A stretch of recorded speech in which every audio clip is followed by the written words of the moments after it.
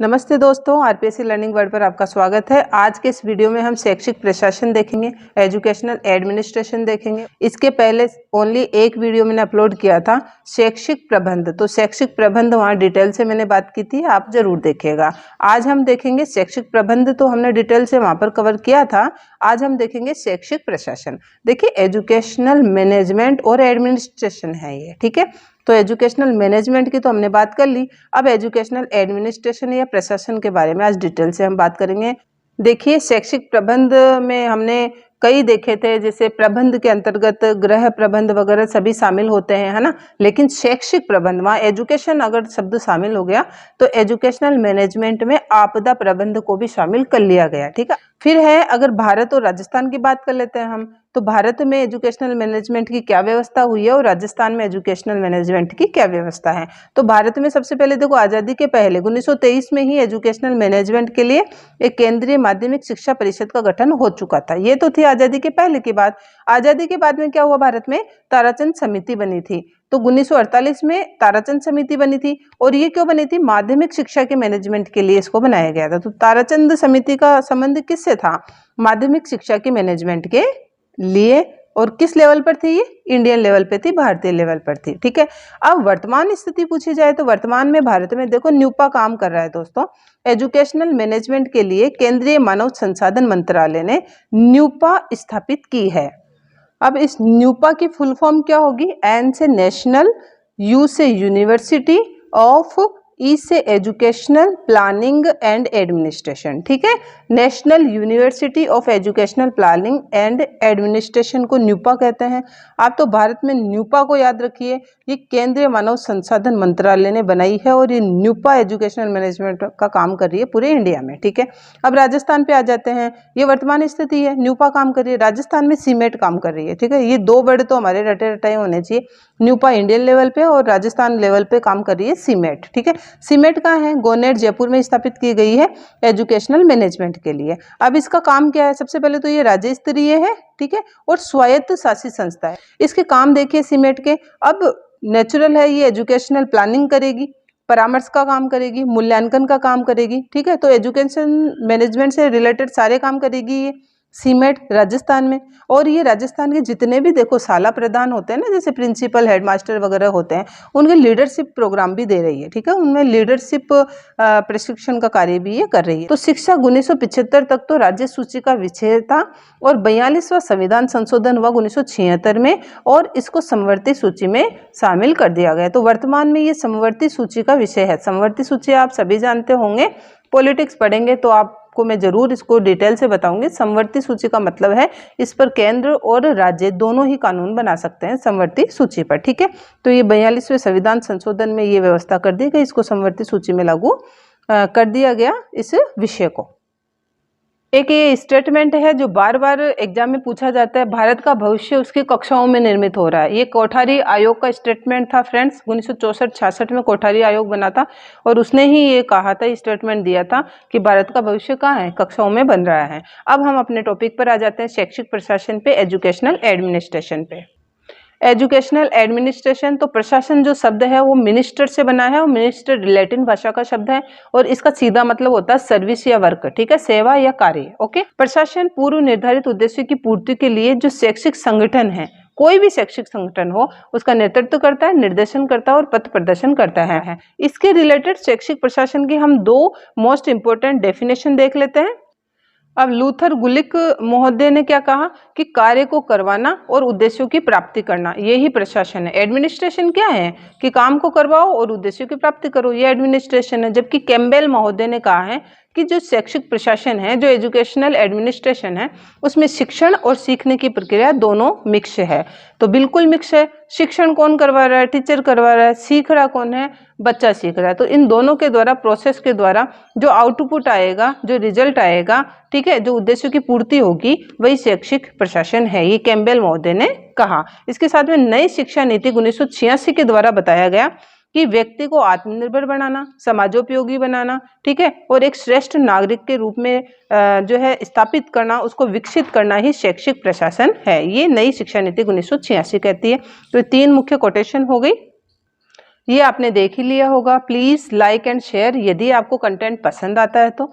और देखिए, ये शैक्षिक एडमिनिस्ट्रेशन चल रहा है, हमारा प्रशासन चल रहा है, तो प्रशासन और प्रबंध हम इसके पहले देख चुके हैं। आप डिस्क्रिप्शन बॉक्स से जरूर देखिएगा इसको सबसे पहले, उसके बाद में एडमिनिस्ट्रेशन देखिएगा। तो भारत में हमने देखा न्यूपा देखा, राजस्थान में देखा हमने सीनेट देखा। तो अब राजस्थान में अगर कोई भी स्कूल है तो उसकी सर्वोच्च संस्था कौन सी हो गई? सीनेट हो गई। अब सीनेट ही तय करेगी तो सीनेट प्रशासन हो गया। समझ रहे हैं आप? सीनेट तो प्रशासन का कार्य कर रहा है, एडमिनिस्ट्रेशन का कार्य कर रहा है, और इस एडमिनिस्ट्रेशन के द्वारा जितनी भी स्कूलें चलाई जा रही है उसको ऑर्गेनाइज किया जा रहा है। ठीक है, उनमें क्या चलेगा, क्या कोर्स चलेगा, क्या नीतियां चलेगी, किस स्कूल को कितनी व्यवस्था दी जाएगी, बच्चों के हिसाब से क्या सुविधाएं दी जाएगी, और बच्चे वहाँ पर जो है अच्छे पढ़ पा रहे हैं या नहीं है, बच्चे की प्रॉब्लम क्या चल रही है ना, आउटपुट कितना निकल रहा है, ये सब प्रशासन देखती है प्रबंध को। ठीक है, तो इन दोनों में से सबसे पहले तो श्रेष्ठ की बात आ जाए तो प्रशासन ही होगा, और क्रियात्मक इकाई की बात आ जाए कि भाई प्रोसेस कौन कर रहा है, तो प्रबंध प्रोसेस कर रहा है, डिसीजन मेकिंग इसका होता है। आई थिंक आप समझ गए होंगे। ठीक है, प्रशासन आदेशात्मक प्रणाली है, नेचुरल है, उच्च अधिकारी तो आदेश ही देंगे। ठीक है, ये लोकतांत्रिक प्रणाली है, इसमें टीचर, बच्चे, कर्मचारी सभी मिलजुल कर जो है बच्चों को श्रेष्ठ बनाने के लिए कार्य करते हैं। ठीक है, तो लोकतांत्रिक प्रणाली होगी। लोकतांत्रिक प्रणाली किसे कहते हैं? जिसमें हर कोई व्यक्ति शामिल हो। तो अब स्कूल में हर कोई व्यक्ति शामिल होता है, ऐसे तो है नहीं कि टीचर पढ़ा के निकल जाता है, अदर एक्टिविटीज भी करवाता है। ठीक है, ये नियम और सिद्धांत पर अधिक बल देती है। उच्च अधिकारी का तो काम ही है नियम और सिद्धांत बनाएगा। ठीक है, और इसके जो परिणाम है वो मापनीय नहीं है। अब कैसे मापेंगे परिणाम को, क्योंकि ये तो सिद्धांत और नियम बना के निकल जाते हैं। अब उनको अप्लाई कौन करेगा? प्रबंध अप्लाई करेगा। ठीक है, तो ये लक्ष्य और परिणाम पर बल देते हैं, ये रिजल्ट पर बल देते हैं। ठीक है, ये नियमों पर बल देते हैं। अब ये रिजल्ट पर बल देते हैं तो इनके रिजल्ट को माप भी सकते हैं। कैसे मापेंगे आप रिजल्ट को? अब कोई बच्चा कितना सक्सेस हो रहा है, यहाँ से कितने बच्चे जो है अच्छे ग्रेड से पास होके निकले हैं, बच्चों में संस्कार कैसे हैं, है ना, तो ये सभी मापनीय चीज़ें हैं। ओके, बच्चे अदर एक्टिविटीज़ में कितना भाग ले रहे हैं, ये सभी चीज़ें मापनीय हैं। इसके साथ साथ परंपरागत और कठोर होने से ये अमानवीय है। अब मानव तो देखो सॉफ्ट होता है, लेकिन ये नियम और सिद्धांत पर बल देता है तो ये कठोर होगा ही। ठीक है, और ये क्रियात्मक है तो सॉफ्ट होगा। इसके साथ में इसके नीति निर्धारण करता है, ये जो है डिसीजन मेकिंग करता है, और ये क्रियात्मक भूमिका में रहता है। सारा प्रोसेस तो करता ही ये है, ये तो डिसीजन लेने का काम करता है। इसके साथ में देखो इसके एक दो उदाहरण लिखे हैं, जिला प्रशासन, राज्य प्रशासन वगैरह, ये सीनेट वगैरह, न्यूपा वगैरह, ये प्रशासन के अंतर्गत आ गए। प्रबंध में सारे विद्यालय प्रबंध आ गए, गृह प्रबंध आ गए, और आपदा प्रबंध अभी विद्यालय प्रबंध में ही शामिल किया गया, अभी मैंने बताया था।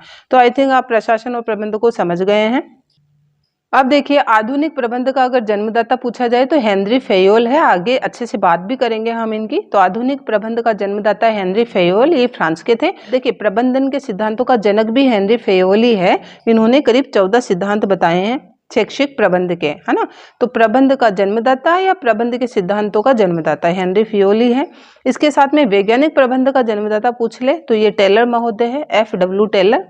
और प्रबंधन का गुरु पूछा जाए तो पीटर ड्रेकर है।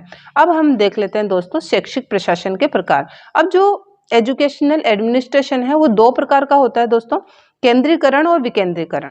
अगर सेंट्रलाइज एजुकेशनल मैनेजमेंट है उसमें क्या होगा, सारे के सारे डिसीजन जो है उच्च अधिकारी लेंगे। अभी बात हुई थी हमारी सीनेट, न्यूपा वगैरह, वहाँ के जो कार्यकारी अधिकारी है सारे के सारे डिसीजन वो लेते हैं। ठीक है, अब सारे के सारे डिसीजन मेकिंग पावर किसमें, न्यूपा या सीनेट में ही एब्जॉर्ब करती है, वहीं पर रहती है। ठीक है, और इसके साथ में जो अधीनस्थ है ना वो आदेश से काम करते हैं। अगर सेंट्रलाइज अगर कोई व्यवस्था है तो वहाँ पर अधीनस्थ तो ओनली आदेश मानेगा, और इसमें प्रत्यायोजन बहुत कम होता है। सेंट्रलाइज प्रोसेस है तो क्या होगा, प्रत्यायोजन मतलब राइट्स ट्रांसफर, राइट कम देते हैं। ये उच्चाधिकारी सारे राइट्स अपने आप ही लेते हैं और सिद्धांत नियम बनाकर उनको प्रोसेस में लगा देते हैं अधीनस्थ को। अधीनस्थ इनमें शामिल नहीं होता है किसी डिसीजन मेकिंग में। ये थी हो गई व्यवस्था सेंट्रलाइज। ओके, अब डिसेंट्रलाइज व्यवस्था कैसे होती है, सारे के सारे निर्णय क्या होते हैं, लोकतांत्रिक तरीके से लेंगे।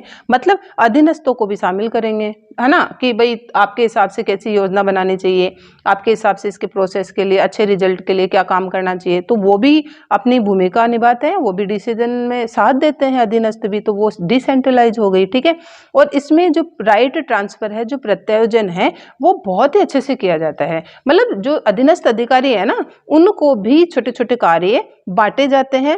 तो जनरली शॉर्टकट में आप ये माइंड में रखिए कि ये जो शैक्षिक प्रशासन है वो केंद्रीकरण और विकेंद्रीकरण दो प्रकार का होता है। केंद्रीकरण सारे के सारे डिसीजन उच्च अधिकारी लेंगे, विकेंद्रीकरण सभी डिसीजन सबको मिलकर लेने होंगे। ठीक है। अब है शैक्षिक प्रबंध के सिद्धांत, बहुत पूछे जाते हैं। 14 सिद्धांत है और शैक्षिक प्रबंध के सिद्धांत 14 सिद्धांत एकमात्र व्यक्ति हेनरी फेयोल ने ही दिए हैं। हेनरी फेयोल ने 14 सूत्र बताए हैं, 14 सिद्धांत बताए हैं। किस बुक में? General and industrial management. ठीक है, जनरल एंड इंडस्ट्रियल मैनेजमेंट इनकी बुक थी और इसमें इन्होंने 14 सिद्धांत बताए। ये देखिए, कार्य विभाजन करेंगे, काम को बांट देंगे, अधिकार और दायित्वों का भी बंटवारा कर देंगे सब में। ठीक है, फिर सबको जब आपने राइट्स वगैरह दे दिए तो अनुशासन भी बनाओ उनमें। फिर आपने कोई आदेश दिया तो आदेश की एकता होनी चाहिए, मतलब सभी आपके आदेश की पालना करें। ओके, आदेश और निर्देश की एकता होनी चाहिए। फिर व्यक्तिगत हित की अपेक्षा, मतलब वो पर्सनल अपने स्वार्थ नहीं सोचे सारा स्टाफ, और जो आपने लक्ष्य तय किए हैं उनके लिए काम करें। ठीक है, फिर उनको जो पारिश्रमिक मतलब उनके वेतन भत्ते वगैरह वो फिक्स करो। फिर केंद्रीकरण, देखिए यहाँ पर केंद्रीकरण आए। केंद्रीकरण का मतलब है आपका आदेश की पालना प्रॉपर हो। ठीक है, जो उद्देश्य प्राप्ति आपने, जो लक्ष्य आपने तय किए हैं उसके लिए प्रॉपर आपका स्टाफ काम करे। फिर है सोपान श्रृंखला। सोपान श्रृंखला में क्या आएगा कि जैसे एक रेखीय तरीके से आपने तय किया है, मतलब जैसे प्रिंसिपल या हेडमास्टर है, फिर आपने जो है ऑफिशियल किसी को हेड बना रखा है, फिर उससे डाउन आपने टीचर्स बना रखे हैं, फिर उससे डाउन आपने कर्मचारी बना रखे हैं। तो ये जो ऊपर से लेकर नीचे तक जो श्रृंखलाबद्ध तरीके से आपका स्टाफिंग काम कर रहा है ना, तो वो वैसा ही प्रॉपर अपने दायित्वों को निर्वाह करता रहे, ये आपको ध्यान रखना होगा। फिर व्यवस्था, व्यवस्था में नेचुरल है वहाँ पर जो आपके स्कूल वगैरह में चीज़ें हैं, अब वो चीज़ें कहाँ पर रखी जानी चाहिए ना, ऑफिस की चीज़ कौन सी है, बच्चों के लिए कौन सी चीज़ होनी चाहिए, उसको आप अरेंज करो। फिर है समता, मतलब समान व्यवहार। फिर कार्यकाल स्थायित्वता, तो वो अभी आप देख भी रहे हैं टीचर्स की कितनी स्थायित्वता है, तो कार्यकाल फिक्स होना चाहिए ताकि ये बिल्कुल फ्रेश दिमाग से काम कर सके। पहलपन, मतलब कर्मचारियों में पहल की भावना होनी चाहिए। कोई भी जिम्मेदारी दे दी तो कर्मचारियों में एक होड़ होनी चाहिए कि हमने ये कार्य पहले पूरा किया। ठीक है, और समूह की भावना होनी चाहिए, सभी में एकता की भावना होनी चाहिए। तो हेनरी फेयोल साहब ने ये 14 सिद्धांत बताए हैं। किसी भी प्रबंध के, एजुकेशनल प्रबंध के ही नहीं, स्पेशली किसी भी प्रबंध में 14 कार्य होने चाहिए। अब अभी हेनरी फेयोल ने जो शैक्षिक प्रबंध के 14 सूत्र दे दिए या 14 सिद्धांत देती है। इन 14 सिद्धांत या 14 सूत्रों के हिसाब से इन्होंने 5 प्रमुख तत्व बता दिए एजुकेशनल मैनेजमेंट के, कि 5 चीजें होनी चाहिए। तो POCCC ये इन्हीं का सिद्धांत है। तो शैक्षिक प्रबंध के भी 5 प्रमुख तत्व हेनरी फेयोल ने बताए हैं। हेनरी फेयोल ने क्या कहा कि POCCC, अब देखो CCC रेगुलर आ रहे हैं, तो देखो फेविकॉल के जैसे चिपके हुए हैं CCC, तो आप ऐसे याद रख लेना। फेयोल ने दिया था CCC वाला। थोड़ा सा ऐसे ट्रिक्स थोड़ा एग्जाम में याद थोड़ी सी जल्दी आ जाती है, आप इसको अन्यथा ना ले। तो P और CCC किसने दिया? फेयोल ने दिया। 5 तत्व बता दिए। P से प्लानिंग, O से ऑर्गेनाइजिंग, C से कमांडिंग, फिर C से कोऑर्डिनेशन और फिर C से कंट्रोलिंग। ठीक है, प्लानिंग मतलब पहले प्लान करोगे, फिर आपके स्टाफ को ऑर्गेनाइज करोगे, फिर आपके स्टाफ को कमांड करोगे, फिर आपके स्टाफ में कोऑर्डिनेशन की भावना लाओगे, है ना, समन्वय की भावना लाओगे, और फिर लास्ट में कंट्रोल भी आपके स्टाफ पे होना चाहिए। ये 5 चीजें बताई है। क्या क्या आते हैं इसमें, देखिए आपके सामने है। शॉर्टकट में अगर देखें हम तो शैक्षिक प्रबंध के 5 कार्य किसने बताए? हेनरी फेयोल ने। शैक्षिक प्रबंध के 14 सिद्धांत किसने बताए? हेनरी फेयोल ने। लूथर गुलिक, तो देखो गुल्लक में पोस्ट डाली जाती है, पैसा हो चाहे पोस्ट कार्ड हो गुल्लक में डाला जाता है, तो आप ऐसे याद रख लेना, गुलिक ने दिया था पोस्ट कार्ड। तो ये थोड़ा ट्रिक मेरे को अच्छी लगी थी, आपको बता दी, कैसी लगी बताना जरूर। तो गुलिक महोदय हैं, लूथर गुलिक, उन्होंने प्रबंधन के 7 कार्य बताए। अभी फेयोल साहब ने क्या बताए थे? 5 कार्य बताए थे और 14 सिद्धांत बताए थे। अब लूथर गुलिक कह रहे हैं नहीं, 7 काम होते हैं किसी भी एडमिनिस्ट्रेशन के, किसी भी मैनेजमेंट के। कौन कौन से? पोस्ट कॉर्प होते हैं। पोस्ट कॉर्प का सिद्धांत गुलिक साहब ने दिया था। देखो इनकी बुक जो थी papers of the science of administration 1937 में उन्होंने ये 7 काम बताए। क्या होते हैं पोस्ट कॉर्प का मतलब? तो देखो पोस्ट कॉर्प पूछा गया, बहुत बार पूछा गया है मैनेजमेंट में ये। P से प्लानिंग, O से ऑर्गेनाइजिंग, S से स्टाफिंग, D से डायरेक्शन, Co से कोऑर्डिनेशन, R से रिपोर्टिंग और B से बजटिंग। ठीक है, तो देखो प्लानिंग में ये चीजें आ गई। ये सबसे फर्स्ट नंबर पे सबसे सर्वोपरि अंग होता है ये किसी भी संस्थान का। ठीक है, प्लानिंग करेंगे पहले, और ये नीति या कार्यक्रम का सिलेक्शन करेंगे, प्लानिंग में, ऑर्गेनाइजेशन में इसको क्रियान्वित कर देंगे, जो भी इन्होंने डिसीजन लिया उसको क्रियान्वित कर देंगे, प्रोसेस में लेके आ जाएंगे। फिर ऐसे स्टाफिंग बनाएंगे, स्टाफ को डायरेक्ट करेंगे और उसको डायरेक्शन करने के बाद में कोऑर्डिनेशन का काम करेंगे स्टाफ में, है ना। सभी में किसी की जैसे छोटा बड़ा कोई भी पद हो तो उसमें कोऑर्डिनेशन की भावना लेके आएंगे। इसके साथ में रिपोर्टिंग सीधी सी है, रिजल्ट कैसा रहा, और उसके बाद में लास्ट में बजटिंग आएगा, ठीक है। खर्च का लेखा जोखा जो है वो सब बजटिंग के अंतर्गत आ जाता है। अब एक दो विद्वानों का और डिवाइडेशन है, वो भी देख लेते हैं। सर्वमान्य पूछा जाए कि सबसे ज्यादा माना जाता है तो कैम्बेल और रसेल टी के ये 7 कार्य ही माने जाते हैं। इन्होंने 7 अंग या 7 काम बताए हैं मैनेजमेंट के। क्या? देखो, निर्णय करना, नियोजन, संगठन, संप्रेषण, प्रभाव डालना, समन्वय करना और मूल्यांकन। इंग्लिश में बहुत अच्छा समझ में आएगा। सबसे पहले डिसीजन मेकिंग। सभी में हम पहले क्या देख रहे थे? प्लानिंग देख रहे थे। इन्होंने अलग बताया कि भाई प्लानिंग के पहले भी डिसीजन मेकिंग होता है, कि किसी भी संस्था के द्वारा कि हाँ उसको डिसीजन लिया जाता है उसके द्वारा कि मुझे ये काम करना है, ठीक है। तो पहले डिसीजन मेकिंग होगा कैम्बेल और रसेल टी के द्वारा, और डिसीजन मेकिंग के बाद में प्लानिंग होती है। प्लानिंग करेगा तो बाद में ऑर्गेनाइज करेगा स्टाफ वगैरह को, ऑर्गेनाइज कर लेगा तो स्टाफ को कम्युनिकेट भी करेगा, और कम्युनिकेट करेगा अच्छे से तो स्टाफ पर इन्फ्लुएंस डालेगा, उस पर प्रभाव डालेगा। ये नया आया है, प्रभाव डालना या इन्फ्लुएंस करना। तो ये स्टाफ के लिए कैम्बेल और रसेल टी के द्वारा बताया गया एक अलग सा है, प्रभाव डालना या इन्फ्लुएंसिंग करना, ठीक है।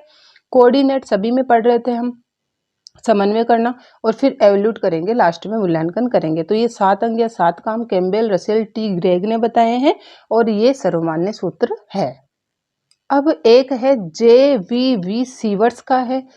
ये इन्होंने 5 अंग बताए हैं या 5 काम बताए हैं मैनेजमेंट के। प्लानिंग, ऑर्गेनाइजिंग, कमांडिंग, कोऑर्डिनेटिंग और एवेल्यूटिंग। तो इन्होंने जो सिंपल से बताए हैं, प्लानिंग करेंगे, ऑर्गेनाइज करेंगे स्टाफ को, उन पर कमांड बनाएंगे, उनमें कोऑर्डिनेट की जो भावना है वो लेके आएंगे, और लास्ट में एवेल्यूट कर देंगे। ये सीधे सीधे से 5 बताए हैं JV सीवर्स ने।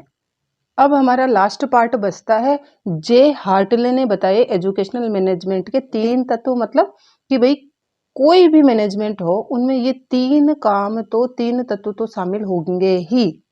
क्या? अदा, प्रक्रिया और प्रदा। अदा मतलब इनपुट, प्रक्रिया मतलब प्रोसेस, और प्रदा मतलब आउटपुट। अब अदा इनपुट है, इनपुट के अंतर्गत नेचुरल है, दोनों तीनों चीजें आ जाएगी।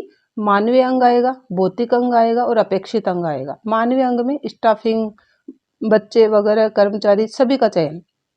भौतिक में अब जैसे बिल्डिंग कैसे क्या होगी, कहाँ होगी, खेलने का मैदान, मंदिर, पानी की व्यवस्था, सारी भौतिक अंगों में आ जाएगी। अपेक्षित अंग में इन दोनों को समन्वित कर लिया जाता है। इन दोनों में से काम कैसे करवाया जाएगा, इस दोनों में कोऑर्डिनेशन कैसे बनाया जाएगा, ये सारे इनपुट का काम होता है। तो इनको अप्लाई प्रोसेस में किया जाता है। प्रोसेस में क्या करेंगे? देखो, निष्पत्ति मैनेजमेंट करेंगे, विकास का मैनेजमेंट देखेंगे, है ना, विकास का प्रबंधन देखेंगे, वित्त का प्रबंधन, पैसे का देखेंगे, फिर विभाजन कर देंगे इनके अधिकारों और दायित्वों का। फिर क्रय मैनेजमेंट क्या होता है? जैसे जैसे बस खरीदनी है या टेबल खरीदनी है ना, चौक खरीदनी है, जो भी क्रय प्रबंधन हो गया। फिर संप्रेषण, वो ये कम्युनिकेट करेंगे, तो कम्युनिकेशन का भी प्रबंधन होता है ना। और कार्मिक जो कर्मचारी है, टीचर है, कर्मचारी है, उनकी व्यवस्था करेंगे। कार्यालय, ऑफिस में जो ऑफिस कहाँ व्यवस्थित होगा, उसमें क्या क्या चीजें होगी, क्या क्या काम होगा, ये सारा कार्यालय प्रबंधन हो गया। संस्थान प्रबंधन, पूरी जो स्कूल का जो है प्रबंधन, इसमें संस्थान प्रबंधन में आ जाता है। तो ये प्रोसेस हो गए, है ना। इनसे लक्ष्य को प्राप्त करवाने के लिए जो प्रोसेस करवाया जाता है वो प्रक्रिया में आ गया। अब प्रदा क्या होगा? अब देखो, ये तय था, इनको ऑर्गेनाइज किया गया, यहाँ अप्लाई किया गया अलग अलग डिपार्टमेंट में बांट के, और फिर आउटपुट तो देगा ही वो संस्थान, है ना, रिजल्ट तो देगा ही। तो रिजल्ट क्या आएगा? बच्चों में रुचि परिवर्तन होगा, बच्चों में मनोवृत्ति परिवर्तन होगा, बच्चा श्रेष्ठ नागरिक बनेगा। फिर प्रबंध की उपलब्धि, मतलब स्कूल की अच्छा रिजल्ट वगैरह, ये प्रबंध की उपलब्धि आ गया। शैक्षिक और शैक्षिक क्रियाओं के जो परिणाम है वो आउटपुट में आ गया। नवीन क्षेत्र का निर्माण होगा बच्चों के लिए, वो आउटपुट में आ गया, ठीक है। तो जे हार्टले के अनुसार जो हर प्रबंधन में, शैक्षिक प्रबंधन में ही नहीं, प्रत्येक प्रबंधन में जो है ये 3 तत्व प्रमुख होते हैं, इनपुट, प्रोसेस और आउटपुट। यहाँ तक हमने आज एजुकेशनल मैनेजमेंट और एडमिनिस्ट्रेशन डिटेल से देख लिया है। नेक्स्ट वीडियो में मिलेंगे नए टॉपिक के साथ। Thank you so much.